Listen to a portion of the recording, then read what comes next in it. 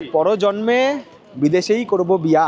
এখান থেকে সিয়াব বাজার পর্যন্ত আমাদের ভাড়া পড়লো হচ্ছে 2000 সোম পার পার্সন। আর এই বিজনেস ক্লাস পেরিয়ে আমাদের যেতে হবে হচ্ছে রেস্টুরেন্টে। দেখি আমরা সিট বুক করলাম, 3,21,000 টাকা খরচাও হলো এর জন্য। বুলেট ট্রেনে যখন চেপেছি তখন একবার ট্রামে চাপারও এক্সপিরিয়েন্স নেব। আগের পর্বে শেয়ার করেছিলাম উজবেকিস্তানের বুখারা থেকে রওনা দিয়ে 243 কিলোমিটার পথ চলে বুলেট ট্রেন আমাকে নামিয়ে দিয়েছিল উজবেকিস্তানের সামারখান্ড স্টেশনে।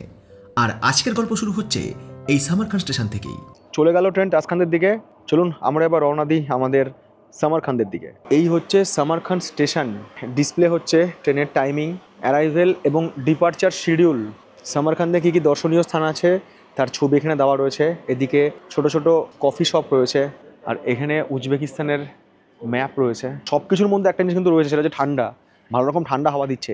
সামারখান্দে এখন টেম্পারেচার 13 ডিগ্রি, তাই ভাবছি ঠান্ডা কেন লাগছে। বুখারা কিংবা তাসখান্দের মতোই সামারখান্ড স্টেশনের বাইরের পরিবেশ পুরো ছবির মতো সাজানো। সব থেকে বড় কথা, স্টেশন চত্বরে না তো রয়েছে যত্রতত্র ফুস্টল, না রয়েছে অপ্রয়োজনীয় পাবলিকের ভিড়, তবে যেটা রয়েছে সেটা রাত জাগা শরীরের ক্লান্তি।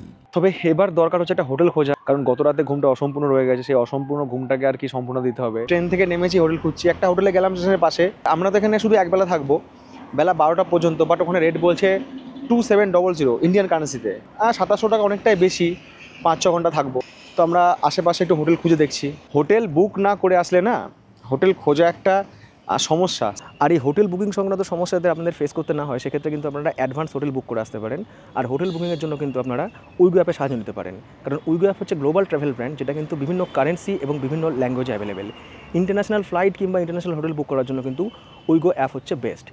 ফ্লাইট বুকিংয়ের ক্ষেত্রে মেক মাই ট্রিপ, ইজি মাই ট্রিপ, ক্লিয়ার ট্রিপ, এই যে সমস্ত অ্যাপগুলো আছে, কোন অ্যাপ থেকে ফ্লাইটের টিকিট বুক করলে কম খরচে ফ্লাইটের টিকিট বুক করা যায়, সেটা কিন্তু খুব সহজেই কম্পেয়ার করে ফ্লাইটের টিকিট বুক করা যায় উইগো অ্যাপের মাধ্যমে। হোটেল বুকিংয়ের ক্ষেত্রে Booking.com, Airbnb, GoIbibo, এই যে সমস্ত অ্যাপগুলো আছে, কোন অ্যাপ ইউজ করে হোটেল বুক করলে আপনারা কম খরচ হোটেল বুক করতে পারবেন, সেটাও কিন্তু খুব সহজেই কম্পেয়ার করে হোটেল বুক করা যায় উইগো অ্যাপের মাধ্যমে।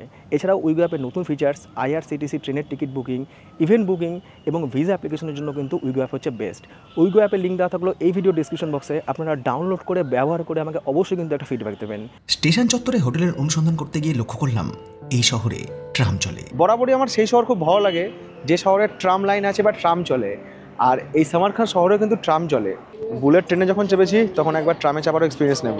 প্রায় 1 কিলোমিটার পথ হেঁটে আসার পর রাস্তার ধারেই একটা হোস্টেল দেখতে পেলাম। এখন দেখি যে এখানে রুম পাই কিনা। এমনিতে শরীর প্রচুর ক্লান্ত হয়ে গেছে, এখানে রুম পাওয়াটা খুব খুব দরকার। এখানে আমরা রুম পেয়ে গেলাম। আর রুমের জন্য আমাদের দিতে হলো হচ্ছে 2,60,000 টাকা with breakfast. Breakfast time 8:30 to 10। এটা হচ্ছে এদের হোয়াটসঅ্যাপ নাম্বার। এই নাম্বারে কিন্তু আপনারা এটা বুকিং করতে পারেন। চেক ইন টাইম হচ্ছে দুপুর 2টো, আর চেক আউট টাইম হচ্ছে বেলা 12টা। আমরা 1 ঘন্টা অতিরিক্ত চাইলাম যে আমরা একটু ঘুমোতে চাই, ওই জন্য রিকোয়েস্ট করলাম যে আমাদেরকে একটা পর্যন্ত আর কি দিন ঘুমানোর সময়, তারপরে তো আমরা চেক আউট করবোই। ফরেন কান্ট্রিতে বেড়াতে আসলে না, প্রত্যেকটা ঘর বাড়ি হোটেল রেস্তোরাঁ একদম ঝকঝকে তকতকে। আমরা যখন ওখানে কোথাও বেড়াতে যাই, আমাদের ওখানে এই হোটেল ভালো না, ওই হোটেলের রুম খারাপ, ওই হোটেলের ভিউ নেই, ওই হোটেলের বিছানা ভালো না, অনেক রকম অভাব অভিযোগ থাকে। এটা আপনারাও দেখেছেন, আমাদের সবার সঙ্গেই হয়। বাট বাইরে বেড়াতে এসে আপনি মোটামুটি যেরকম বাজেটেরই হোটেল নিন না, যদি আপনি মিড বাজেটেরও হোটেল নেন, সেক্ষেত্রে কিন্তু মানে আমার অভিজ্ঞতায় বলে যে হোটেলগুলো কিন্তু খুবই পরিষ্কার পরিচ্ছন্ন এবং চকচকে, ওয়েল মেনটেন, ওয়েল ক্লিন। পছন্দ হবেই হবে। এই দেখুন, এই হচ্ছে রুম। এসি আছে, 2টো সেপারেট বেড রয়েছে, স্লিপার দিয়েছে, শ্যাম্পু দিয়েছে, সাবান দিয়েছে, টাওয়েল রয়েছে এখানে। এই হচ্ছে বেড, টিভিও আছে। এই হোস্টেল ওনারের সাথে কথা বলেছিলাম যে আমরা দুপুর 1টার সময় এখানে চেক আউট করবো। একটা তো দূরের কথা, চেক আউট করতে করতে বেজে গেল বেলা 3টে, কারণ চোখে এত ঘুম। আমরা এক্সট্রা টাকা দিয়েছিলাম আমাদের ব্রেকফাস্টের জন্য, মানে ব্রেকফাস্টের মধ্যে ইনক্লুড ছিল। ঘুমের দাপটে আর ভুলভাল স্বপ্নের অত্যাচারে ব্রেকফাস্ট তো করা হলোই না। যখন ঘুম ভাঙলো, ঘড়ি বেলা 12টার ঘর পার করে গিয়েছে। তারপরে উঠলাম, স্নান ফান করলাম, ডেটা যা ছিল সব ব্যাকআপগুলো নিলাম, তারপরে এখন 3টের সময় বেরোলাম। তো এই বেলাতে আমরা সামারখান্দের কয়েকটা জায়গা ঘুরে নেবো। এখানকার মার্কেট, বেশ কিছু দর্শনীয় স্থান, সেই সাথে এক্সপ্লোর করবো এখানকার লোকাল ফুড যদি করতে পারি। তো এই হচ্ছে সামারখান্দের আমাদের একবেলার প্রোগ্রাম। সকাল থেকে 1 কাপ চা কিংবা কফি কিছুই নসিব হয়নি, সঙ্গে টুকটাক কিরে ভাজা ছিল, ওই খেয়ে নিয়েছি। এখানে একটা দোকান আছে এই হোস্টেলের পাশেই, তো দেখি এখান থেকে একটু কফি টফি যদি খাওয়া যায়। এখানে তো চা পাওয়া যায় না। পাউরুটি ঘুগনির পরিবর্তে সেখানে পাওয়া গেল পিজা। আমি তো বাড়িতে খাই না, বাড়িতে পিজা খাওয়ার লোক হচ্ছে একজনই, মাঝে মধ্যে অর্ডার করে। এটা দিয়ে সেই প্লাস্টার করে না, বাড়িঘর প্লাস্টার, সিমেন্টের প্লাস্টার করে কুলনি। বাট এটা দিয়ে নরমালি আমাদের না, আমার পিজা সম্পর্কে আইডিয়া নেই। আমার একটা জিনিস সম্পর্কে আইডিয়া আছে, সেটা হচ্ছে আমার এই স্পেশাল কফি, এটা সম্পর্কে আমার আইডিয়া আছে। আমাদের এখানে টোটাল বিল হচ্ছে 75,900 টাকা। বাইরে এসে যখন আপনারা অনলাইন ট্রানজ্যাকশন করছেন না, আপনারা কার্ডে পে করছেন, ইন্টারন্যাশনাল ডেবিট কার্ড কিংবা ফরেক্স কার্ড, আপনাকেও দেখে নেবেন হ্যাঁ বিলটা, কারণ সবসময় কিন্তু আপনাদের মোবাইলে SMS আসবে না। কার্ডটা যখন সোয়াপ করছে কত টাকা কাটছে সেটা কিন্তু অবশ্যই খেয়াল করে নেবেন, কারণ একটা শূন্য বেশি কাটলে কিন্তু চাপ হয়ে যাবে। ল্যাঙ্গুয়েজের তো প্রবলেম রয়েছে, সেই জন্য আমরা ওই গুগল ট্রান্সলেটার ব্যবহার করে আর কি এখানকার লোকাল মানুষের সঙ্গে কথা বলছি যে সিয়াব বাজার যাওয়ার ট্রামটা কোথা থেকে ছাড়বে, কোন দিকে যাবো, রাস্তার এই পারে না ওই পারে। সামারকান্দের মেন টুরিস্ট অ্যাট্রাকশন পয়েন্টের যে কেন্দ্রবিন্দু, সেই জায়গার নাম সিয়াব বাজার।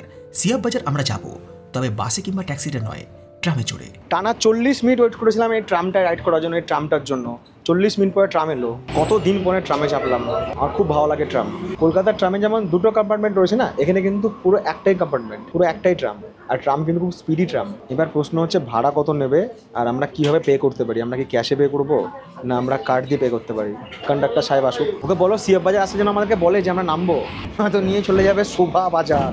এখান থেকে সিয়াব বাজার পর্যন্ত আমাদের ভাড়া পড়লো হচ্ছে 2000 সোম পার পারসন। ফরেন কান্ট্রিতে কোনো পাবলিক ট্রান্সপোর্টে ট্রাভেল করছেন না, ট্রামে বা বাসে, সেক্ষেত্রে কিন্তু আপনারা গুগল ম্যাপটা অন করে নিতে পারেন। গুগল ম্যাপটা অন করলে কী হবে, আপনারা একটা আইডিয়া পেয়ে যাবেন যে আমাকে কতটা পরে নামতে হবে। হয়তো আর 500 মিটার বাকি আছে, তখন দরজা ধারে গিয়ে দাঁড়ালেন বা কন্ডাক্টরকে বললেন যে আমি এখানে নামবো। স্টপেজ মিস হয়ে যাওয়ার চান্স থাকে না। বাট এই ট্রামগুলো কিন্তু সিয়াব বাজার পর্যন্তই যায়। কিছু প্যাসেঞ্জার উঠে যাওয়ার পর জানলা ধারে সিট পেলাম, জানলা দিয়ে খুব সুন্দর হাওয়া আসছে, গরম নেই ঠান্ডাও নেই, মাঝামাঝি ওয়েদার। আর এখানে কিন্তু সেই অটোমেটিক ডোর ওপেন আর ক্লোজ, মানে যখন স্টপে গিয়ে ট্রাম দাঁড়াবে তখন কিন্তু ডোর খুলবে, আর যখন ট্রাম ছাড়বে ডোর ক্লোজ হয়ে যাবে। ম্যানুয়ালি কোনো কিছু নয়, সব অটোমেটিক। আর এই পুরো ট্রামটাতে কিন্তু দরজা রয়েছে 3টে। এদিকে একটা দরজা রয়েছে, মাঝখানে একটা রয়েছে, আর ফ্রন্টে একটা দরজা রয়েছে, 3টে দরজা। আরেকটা জিনিস এখানে দেখলাম ভালো লাগলো, এখানে কিন্তু প্রত্যেকটা গাড়ি না নিজের নিজের লেনে চলে। মানে এমন নয় যে ট্রামের লাইনে গিয়ে গাড়ি দাঁড়িয়ে আছে, এরকম নয়, কিন্তু ট্রাম তার লেনে চলছে বা ট্র্যাকে চলছে, গাড়িগুলো নিজে নিজে লেনে যাচ্ছে। বাহ, এখানে কি সুন্দর ট্রাম ঘুরছে, কি সুন্দর জায়গাটা দেখুন, চারিদিকে গাছের সাথে ঘেরা। ট্রাম পৌঁছে গেল তার অন্তিম স্টেশনে, এটাই হচ্ছে সিয়াব বাজার। খুব বেশি সময় লাগলো না, মোটামুটি ওই 12 থেকে 14 মিনিট মতো সময় লাগলো। এখানকার মানুষজন খুব ফ্রেন্ডলি, সবাই আগে থেকে এসে হাই হ্যালো বলে, কথা বলে। আর ভারতীয়দের খুব পছন্দ করে, জিজ্ঞেস করছে হিন্দুস্তান, ইয়েস ইয়েস, যখন বলছে হিন্দুস্তান সবাই এসে হাত মেলাচ্ছে, কোলাকুলি করছে, ফটো তুলছে, বুকে জড়িয়ে ধরছে। ভারতবর্ষ থেকে এসছেন এবং আপনাকে সবাই একটা ভালোভাবে ওয়েলকাম জানাচ্ছে। একজন ভারতবাসী হিসাবে ভালো লাগবে। এই জন্য বলবো যে এখানে আসুন, খরচা খুব বেশি নয়, গাইডলাইন তো আমি দিয়ে দিয়েছি সমস্ত ভিডিওতে। ট্রাম স্ট্যান্ড হচ্ছে ওই পাশে, আমরা রাস্তাটা পার করলাম। রাস্তা পার করার পরে সিয়াব বাজার যাওয়ার জন্য আমাদের উপরে উঠতে হবে। এটা হচ্ছে এখানকার সবথেকে বড় বাজার। আর কোথাও বেড়াতে এসে আমরা তো বাজার ফাজার আগে খুঁজি যে টুকটাক কিছু কেনাকাটা করবো, শপিং করবো, ঘুরে দেখবো এখানে কী পাওয়া যায় না পাওয়া যায়, এখানকার মানুষের জীবন জীবিকার সাথে পরিচিত হব। Hello, how are you? Fine. Nursery রয়েছে, গাছ বিক্রি হচ্ছে, ওদিকে সব ড্রাই ফ্রুটস বিক্রি হচ্ছে। এইগুলো হচ্ছে এখানকার চা পাতা, মাউন্টেন টি। এই চা পাতা কিন্তু সম্পূর্ণ আলাদা, আমাদের ওখানকার মতো নয়, এটা অ্যাকচুয়াল পাতাই।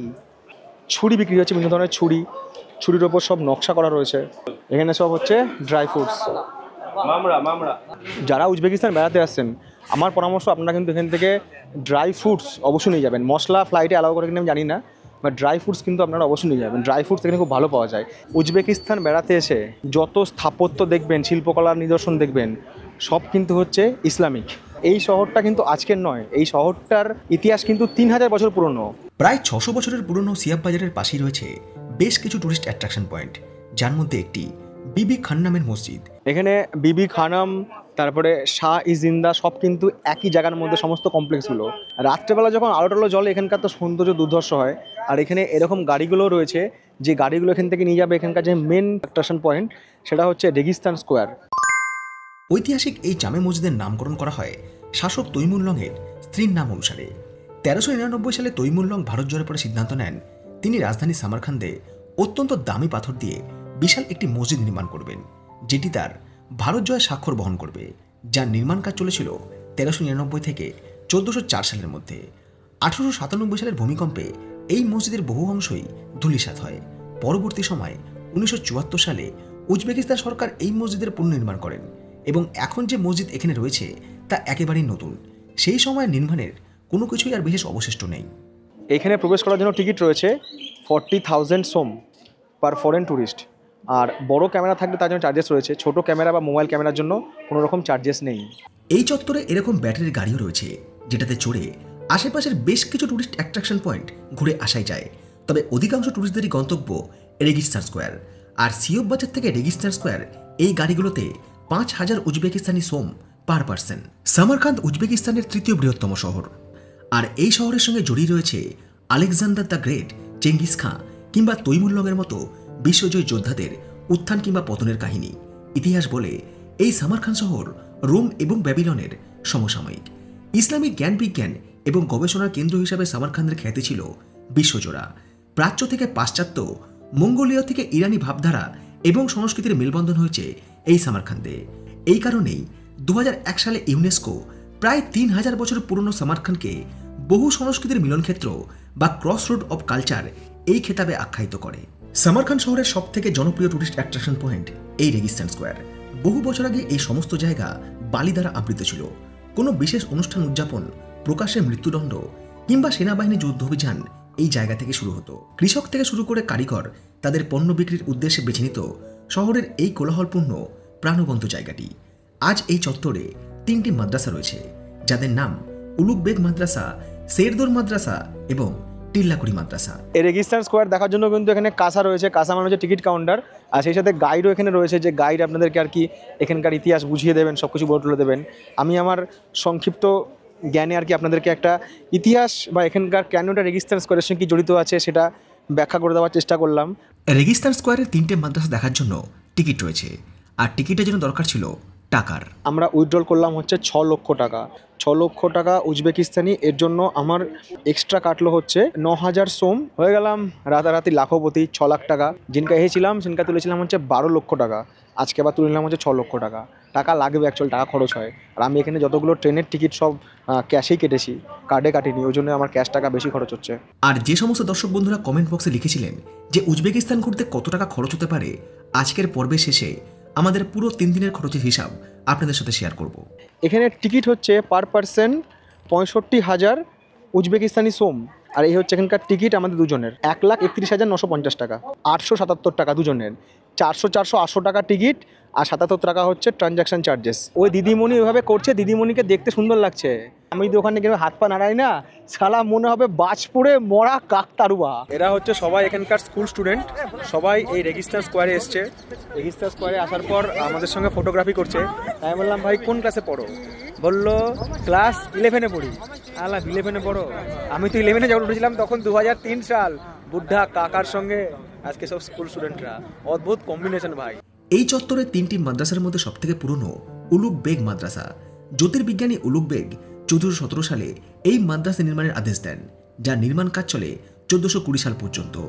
70th সেঞ্চুরিতে এই সামারকান্দ শহর অর্থনৈতিক দিক থেকে এতটাই দুর্বল হয়ে যায় যে রাজধানীর মর্যাদা সামারকান্দ থেকে চলে যায় বুখারাতে। বহু মানুষজন এই শহর ছেড়ে অন্যত্র চলে যায়। তখন এই মাদ্রাসাগুলো পরিণত হয় বন্য প্রাণীদের আশ্রয়স্থলে। বহু বছর ধরে সামারকান্দ ছিল এশিয়া মহাদেশে সিল্ক রুটের প্রধান বাণিজ্য শহর। মধ্যযুগে এই শহরে হিন্দু, বৌদ্ধ, খ্রিস্টান বিভিন্ন ধর্মের মানুষই বসবাস করত। খ্রিস্টপূর্ব 329 সালে আলেকজান্ডার এই সামারকান্দ জয় করেন।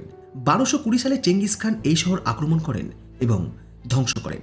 14th সেঞ্চুরিতে বিখ্যাত তুর্কি বীর তৈমুরলং তার সাম্রাজ্যের রাজধানী হিসাবে এই সামারকান্দকে নির্বাচিত করেন। তার শাসনকালে এই রেগিস্তান স্কোয়ার এবং তার আশেপাশে বহু মসজিদ এবং মাদ্রাসা গড়ে ওঠে। শিল্পের প্রতি তৈমুরলংয়ের আকর্ষণ ছিল খুবই বেশি। বিশ্বের বিভিন্ন দেশ থেকে নামি দামি শিল্পীদের নিয়ে এসে বিভিন্ন বাহারি কারুকার্য এবং স্থাপত্যশৈলীর মধ্যে দিয়ে তিনি সামারকান্দকে মধ্য এশিয়ার নান্দনিক শহরে পরিণত করেন। তৈমুরলংয়ের মৃত্যুর পরবর্তী সময়ে 4 শতক ধরে উজবেকরা এই শহর শাসন করে। 1868 সালে রাশিয়া সামারকান্দ দখল করে। 1925 সাল পর্যন্ত এই সামারকান্দ উজবেক সোভিয়েত সোশ্যালিস্ট রিপাবলিকের রাজধানী ছিল। পরবর্তী সময়ে 1930 সালে সামারকান্দ থেকে সেই রাজধানী তাসখান্দে স্থানান্তরিত করা হয়। যারা সামারকান্দ আসছেন আগামী দিনে, আমি তাদের জন্য একটা পরামর্শ দেবো যে আপনারা এখানে এসে একটা দিন থাকুন। সারাটা দিন এখানে থেকে ভালো করে ঘুরে ভালো রেস্টুরেন্টে খাওয়া দাওয়া করে তারপরে পরের দিন আপনারা এখান থেকে বুখারা বা এরকম আপনারা করতে পারেন। আপনারা সকালে ট্রেন ধরে আপনারা চলে এলেন হচ্ছে সামারকান্দ, সারাদিন এখানে ঘুরে আবার বিকেলে ফিরে যেতে পারেন। আমাদের কাছে সত্যি কথা বলতে সময় কম ছিল, কারণ আমরা এতগুলো প্রোগ্রাম একসাথে রেখেছি না। আর মেনলি আমরা কিন্তু ফোকাস করেছিলাম হচ্ছে বুলেট ট্রেনে আর হচ্ছে যাওয়ার সময় শার্ক ট্রেনে, দুটো খুব এখানকার সুপারফাস্ট ট্রেন, মেনলি ট্রেনটাকে আমরা ফোকাস করেছি, প্লাস এসে আজকে ঘুমাতেও হয়েছিল। যদি আমরা পুরো একটা দিন বা একটা বেলা দিতে পারতাম তাহলে হয়তো আরও জায়গাগুলো ডিটেলসে দেখাতে পারতাম। এখানে আমরা 3টে দিন রেখেছি, অ্যাকচুয়ালি এখানে 4 থেকে 5 দিন বা 6 দিনও কম পড়ে যায় খুব ভালোভাবে ঘুরতে গেলে। বাট যেহেতু আমরা মেন ফোকাস করেছি রাশিয়ায় আমরা বেশি দিন রেখেছি, মস্কো, সেন্ট পিটার্সবার্গ বা কাজান এইসব জায়গাগুলোতে, সেই জন্যই আমরা আর কি মানে এই জায়গাটাকে জাস্ট একটা ট্রানজিট পয়েন্ট হিসেবে ব্যবহার করছি। যাওয়ার পথে আমরা আমাদের হোস্টেল থেকে লাগেজটা নিয়ে নেবো এবং এই গাড়ি আমাদেরকে ছেড়ে দেবে হচ্ছে স্টেশনে। সময় বিকাল 6:51 পৌঁছে গেলাম স্টেশনে। আসার পথে গাড়ি একটু দাঁড়িয়ে ছিল আমাদের হোস্টেলের ওখানে, ওপর থেকে ছুটে গিয়ে আমাদের ব্যাগ দুটো নিয়ে এলাম। এইদিকে রয়েছে হচ্ছে ট্রাম স্ট্যান্ড। আপনারা যদি মনে করেন যে ট্রেন থেকে নেমেই আপনারা সোয়াব বাজার চলে যাবেন, তাহলে কিন্তু আপনারা ট্রাম এখান থেকেই পাবেন। এছাড়াও তো এখান থেকে অনলাইনে আপনারা ট্যাক্সি বুক করতে পারবেন, ট্যাক্সি ওখানে রয়েছে। বাট এক্ষেত্রে আমি আপনাদেরকে বলবো আপনারা ইন্ডেক্স ট্যাক্সি বুক করুন। আমাদের ওখান থেকে আসতে এই পর্যন্ত নিল হচ্ছে 16,000 টাকা। ট্রেন নাম্বার 009 সন্ধ্যা 7:14 ছাড়বে। 3 ঘন্টা 36 মিনিট জার্নিতে রাত 10:50 আমরা গিয়ে পৌঁছাবো হচ্ছে তাসকান্দ। আর এখানে কিন্তু স্টেশনে ঢোকার আগে একদম ব্যাগ এবং সব কিছু কিন্তু চেক হবে। খাবারের নাম না স্টেশনের ডিটেলস না ট্রেনের নাম ভগবান জানে। সামারকান্দ স্টেশনে প্রবেশ করে ডিজিটাল ডিসপ্লে বোর্ড দেখে বোঝার চেষ্টা করলাম আমাদের ট্রেনটা ঠিক কত নম্বর প্ল্যাটফর্ম থেকে ছাড়বে। ডিসপ্লে বোর্ডের ভাষা কিছুই বুঝতে না পেরে একজন নিরাপত্তা রক্ষীকে টিকিট দেখিয়ে প্ল্যাটফর্ম নম্বরটা কনফার্ম করলাম। এখানে তো ওভারব্রিজ নেই যে তাড়াতাড়ি করে গিয়ে অন্য প্ল্যাটফর্মে চলে যাব, আর লাইন পার করলে তো বাস দিয়ে পেটাবে। ট্রানজিশন টু প্ল্যাটফর্ম নাম্বার 2 আর 3। আমাদের ওখানেও আন্ডারপাস আছে হাওড়াতে, সেটা একবার কথা ভাবুন। আর এই আন্ডারপাস দেখুন। এই স্টেশনে কিন্তু ক্লোকরুমও আছে, যদি আপনারা চান ক্লোকরুমে আপনাদের লাগেজ রেখে আপনারা সাইট সিন করবেন, সেটা কিন্তু করা যেতে পারে। সব অপশন রয়েছে এখানে। একটা জিনিস নেই স্টেশনে, সেটা হচ্ছে এসকেলেটার। সিঁড়ি ভেঙে উঠতে হবে। অবশ্য সিঁড়ির হাইট এমন কিছু নয়। এই তো শার্ক ট্রেন আমার পছন্দের। একটা বিষয় আপনারা এখানে খেয়াল করেছেন কিনা জানি না, এখানে সব স্টেশনের প্ল্যাটফর্মগুলো রেল ট্র্যাকের প্রায় সমান্তরালে। তবু কামরাগুলো এইভাবেই তৈরি, তাতে লাগানো সিঁড়িগুলো দিয়ে যাত্রীরা খুব সহজে ওঠানামা করতে পারে। Wagon number 5। আরে 7:14 টাইম, 7:06 বাজে, 8 মিনিট সময় আছে। এখানে আমাদের ওয়াগন নাম্বার বা কামরা নাম্বার হচ্ছে 0। ভারতীয় রেলে যাতায়াত করার সময় আমরা যেভাবে কামরা নাম্বার দেখতে অভ্যস্ত, এখানকার গল্পটা একটু অন্যরকম। এখানে লেখা আছে একটা ছোট্ট এরকম কম্পিউটারে প্রিন্ট করা কাগজে, এটা যেমন 2, তারপরে 1, তারপরে 0। গতকাল বিকেলেও স্টেশনে এসেছিলাম, আজ বিকেলেও স্টেশনে। 24 ঘন্টার ব্যবধানে একই স্টেশনে দুবার দুরকম ট্রেন। আর এটা হচ্ছে এখানকার সেকেন্ড হাই স্পিড ট্রেন। অ্যাফ্রোসিয়াবের পরে এটা হচ্ছে এখানকার Sharq train, second high speed train. আর এখানে আমাদের ভাড়া পড়েছে 3,21,880 সোম। এরকম হচ্ছে সিঁড়ি। আর আমার সিট নাম্বার হচ্ছে এখানে 5। অ্যাফ্রোসিয়াবের মতোই শার্ক ট্রেনেও 3 ধরনের শ্রেণী রয়েছে: ভিআইপি ক্লাস, বিজনেস ক্লাস এবং ইকোনমি ক্লাস। যখন আমরা টিকিট কাটলাম তখন আমরা চুজ দিয়েছিলাম হচ্ছে উইন্ডো সাইড। টিকিট কাটার সময় দেখা যায়, দেখি আমরা সিট বুক করলাম। 3,21,000 টাকা খরচাও হলো এর জন্য, 3,21,800 টাকা। বাট এখানে উঠে দেখছি ভাই এখানে সিট কীরকম। আমরা উইন্ডো চুজ দিয়েছিলাম, কিন্তু আমাদের পড়েছে ওইদিকে 5 আর এইদিকে পড়েছে 7। দুটোই আইএল সিট পড়েছে। আর সিটগুলো হচ্ছে এইরকম, ওই বুলেট ট্রেনের সিটের মতোই। আর এখানে এই যে স্পেসটা রয়েছে না, এই স্পেসটা অনেকটাই বড়, দুর্দান্ত, মানে লাক্সারিয়াস ট্রেন যাকে বলে। এটা হচ্ছে এই কামরার সিটের আর কি লেআউট।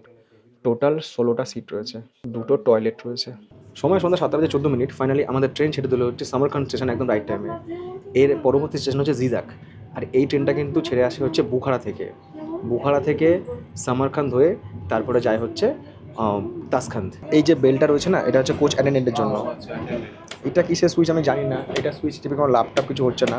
এই কামরা যেহেতু পুরোপুরি বাতানুকূলিত, তাই জানলা খোলার কোনো সিন নেই। এই ট্রেন জার্নিতে আমরা যে কামরায় রয়েছি সেখানে কিন্তু এসি রয়েছে, হ্যাঁ।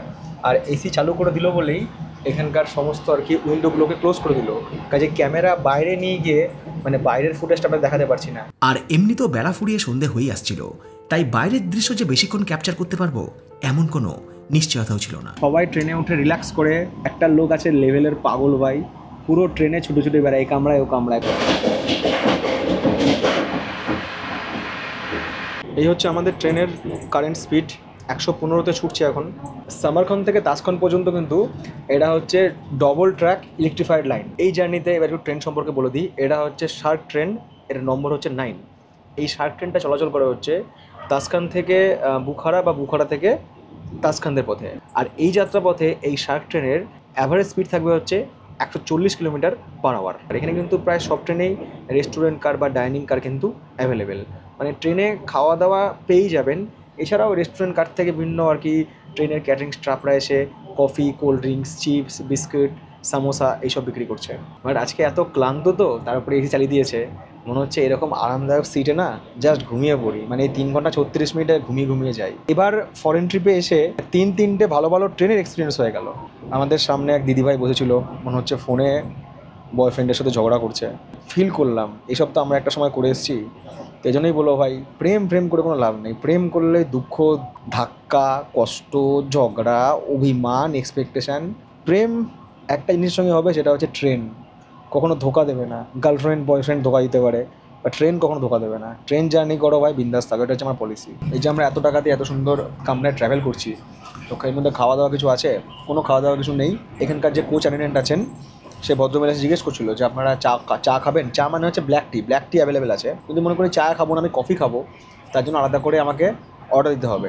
দেখতে দেখতেই আমাদের ট্রেন পৌঁছালো তার যাত্রাপথের প্রথম স্টেশন জিজাকে। সময় রাত 8:21। সামারখান থেকে আমাদের 100 কিলোমিটার পথ চলা সম্পূর্ণ। আমাদের ট্রেন এসে পৌঁছালো ডিজাকে। এই ট্রেন পৌঁছানোর টাইম ছিল রাত 8:21। ট্রেন একদম টাইমে ঢুকেছে, এবং এই ডিজাক স্টেশনে আমাদের এই ট্রেন হল্ট হচ্ছে 2 মিনিট, এবং এখান থেকে ট্রেন ছেড়ে যাওয়ার সময় হচ্ছে রাত 8:23। এটা হচ্ছে এই ট্রেনের বিজনেস ক্লাস। পরপর দুটো রয়েছে হচ্ছে বিজনেস ক্লাস, আর এই বিজনেস ক্লাস পেরিয়ে আমাদের যেতে হবে হচ্ছে রেস্টুরেন্টে। এইটা হচ্ছে এই ট্রেনের ইকোনমি ক্লাস। ইকোনমি ক্লাসে টোটাল সিট রয়েছে হচ্ছে 51টা। এতগুলো কামরা পার করে যেতে হবে হচ্ছে ডাইনিংয়ে। দেখা পেলাম এই ট্রেনের ডাইনিং কারের, বা ডাইনিং কারটা হচ্ছে এসি। খাবার দাবার যা আছে এখানকার কিন্তু পরিবেশটা খুব সুন্দর, ব্যাপক। এসিটা খুব সুন্দর এখানে। আমাদের ওখানে এসি ধীরে ধীরে চলছে, বাট এখানে এসি কিন্তু ব্যাপক। 25,000 মানে হলো এখানে কোনো মাংসের আইটেম অর্ডার দেওয়ার আগে আমরা এটা নিশ্চিন্ত করছিলাম যে এটা চিকেন না অন্য কিছু।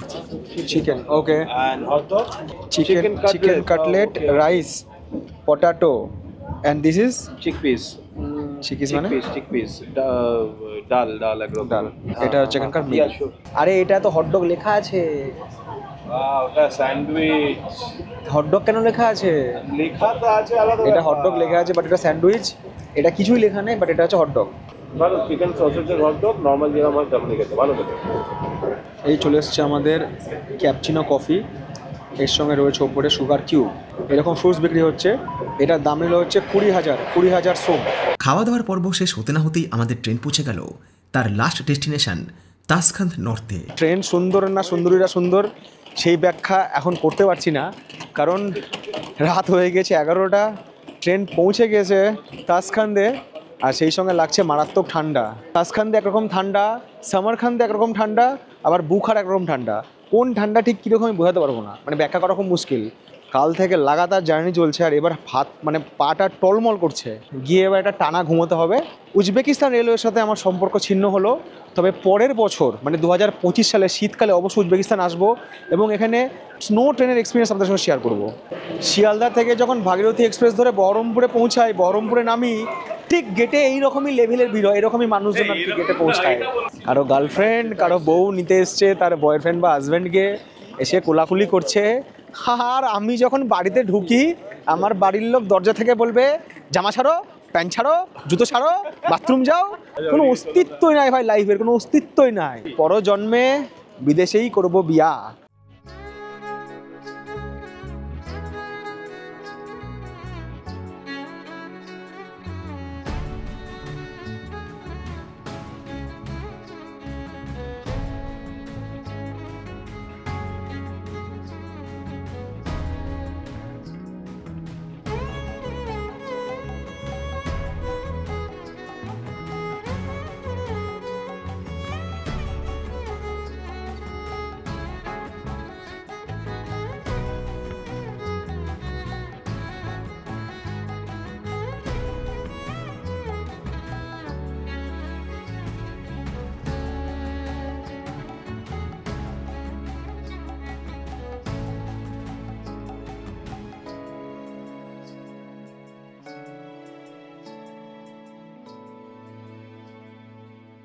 রাত 11:31।